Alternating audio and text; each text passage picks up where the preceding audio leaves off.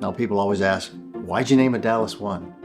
I just felt the Holy Spirit say, you got to call your dad. He's going to be part of this. You got to ask him. So I called my dad and I said, Dad, you got a name for this company? He said, yeah, I got lots of them. He said, how about Bart Azzarelli Construction? Well, there was already an Azzarelli Construction. I said, nah, that's not going to work. BA Construction, yeah, I didn't like that.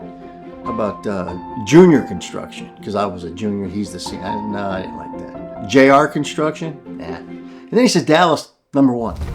And he kept going. I don't know what was on his list after that. I said, whoa, go back to that Dallas One. I really like that.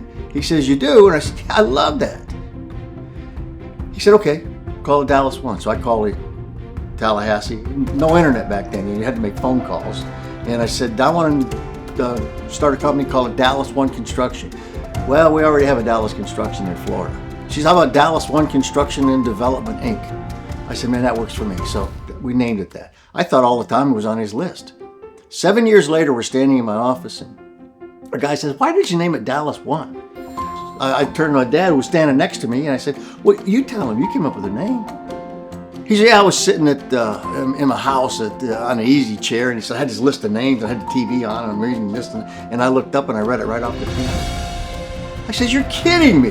He says, no, I read it off the TV. I said, see, God wanted to name his company Dallas One. He put it on the TV right in front of you. He said, yeah, whatever.